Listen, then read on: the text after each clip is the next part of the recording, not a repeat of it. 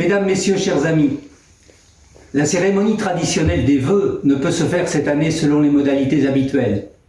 La salle des Vikings est fermée. Et vous savez que les règles de la distanciation physique sont impératives.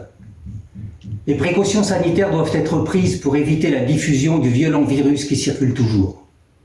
Par cette vidéo, je m'adresse à vous pour faire un point de situation sur la réalisation de quelques projets importants, pour dresser des perspectives et pour vous donner confiance en un avenir qui bientôt redeviendra moins angoissant, plus florissant, je le crois.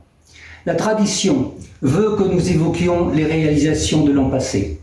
Je dirais que 2020 fut une année atypique, marquée par une campagne municipale, par une période post-électorale agitée et qui s'est compliquée par l'irruption d'un coronavirus qu'il a fallu gérer à travers de nombreuses cellules de crise, semaine après semaine jusqu'à aujourd'hui. Tous les domaines furent affectés. Les écoles, l'accueil de loisirs, les EHPAD, le pôle senior du CCAS, les commerçants de centre-ville, les associations, les marchés, etc. Pendant ce temps, toutes nos structures ont continué à fonctionner avec la même qualité de service rendu grâce à la conscience professionnelle de tous. Les agents de la ville, les agents du CCAS, les aides à domicile, le personnel médical, les pompiers, la police municipale, la gendarmerie. En dépit des difficultés provoquées par cette situation sanitaire inédite, je soulignerai la réalisation du pôle multimodal de la gare, officiellement inauguré le 29 juillet 2020 par le président de région, M. Hervé Morin, les vestiaires de foot féminin après la création du terrain de foot synthétique pour une somme de 1 million d'euros, la réfection et l'isolation des toitures des bâtiments communaux qui se poursuivent. Par exemple, en 2020, nous avons travaillé sur la réfection totale de l'hôtel de ville et de l'espace culturel des Vikings. Le City Stade de Rétimar vient d'être achevé. Il a été mis à disposition des jeunes pour Noël.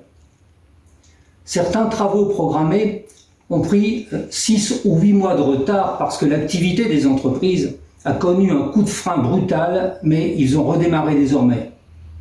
Je pense aux annexes du manoir Dufay à la Grange et au parcours d'interprétation pour 1 400 000 € sur 2 ans. Je pense aussi à la couverture de 2 cours de tennis, un temps ralenti par un contentieux et des marchés renégociés. Pour l'année 2021, retenons quelques projets phares. La construction d'un 4e gymnase, situé près du lycée Queneau, homologué grâce à des gradins financés par la ville. L'opération est pilotée par la région Normandie. Les travaux viennent de commencer. Ensuite, la reconstruction du siège du Centre communal d'action sociale, le CCAS, dans le quartier Rétimar. L'ancien siège situé rue Carnot était devenu vétuste et même dangereux. La reconstruction programmée de la caserne du centre d'incendie et de secours qui pourra s'implanter près du SDIS. Après la requalification de la place des Belges en 2010, les travaux de l'axe Camille Saint-Saëns en 2011, la rue des Princes d'Albon en 2013, les compléments d'aménagement en 2014, c'est plus de 2,5 millions d'euros hors taxes qui ont été consacrés jusque-là à l'aménagement du cœur de ville. En 2015, la ville a répondu à un appel à projet de la région Normandie, celui du renforcement des centres-villes reconstruits, c'est son nom, et elle a été retenue.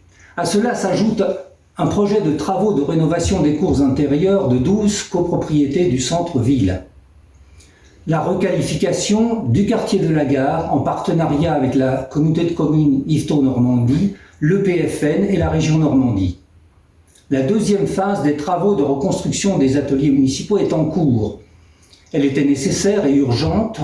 Je rappelle que le coût total sera d'environ 6 millions d'euros. Et enfin, un programme de travaux liés à l'accessibilité de tous nos bâtiments communaux pour 3 millions d'euros sur 3 ans va démarrer bientôt.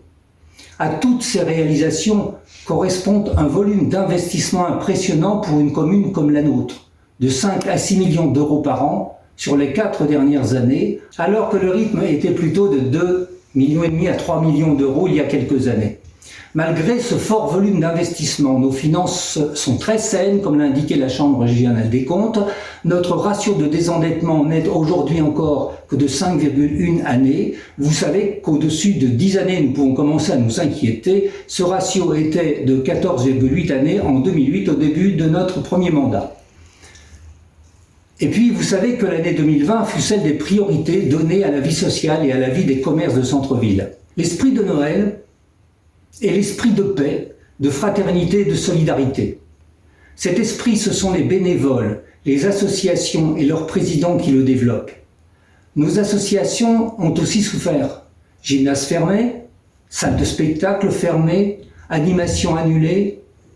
La ville regardera avec attention les demandes de subventions pour que revive avec autant d'intensité que par le passé la vie associative et culturelle dans le respect des règles sanitaires qui risquent bien de nous être imposées encore quelques mois.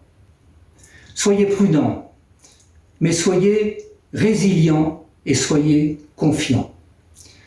Mesdames et messieurs, sachez que l'équipe municipale met à votre service son dévouement, son imagination, son énergie et sa détermination jour après jour tout au long de l'année. Les adjoints et conseillers municipaux sont et seront sur tous les projets. Je voudrais ici les remercier, chacune et chacun au poste qui est le leur. Notre ville est solidaire, protectrice, ambitieuse et tournée vers l'avenir. Elle ne peut être ville attractive et de progrès qu'avec vous tous, vous qui êtes la vie de la cité. Et avec cet objectif permanent qui est notre ADN depuis plus de 2 mandats maintenant, toujours mieux vivre ensemble à Yvetot.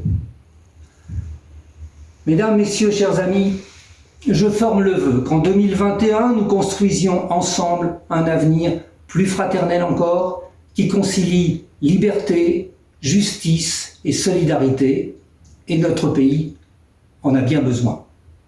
Au nom de la municipalité, pour chacune et chacun d'entre vous, je forme les vœux les plus chaleureux de bonne santé, de bonheur et de réussite pour 2021. Yvetot, ville de cœur.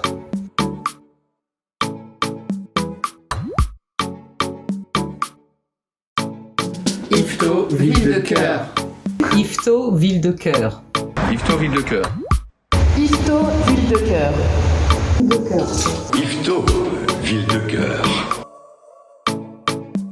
Yvetot, ville de cœur. Yvetot, ville de cœur. Yvetot, ville de cœur. Yvetot, ville de cœur.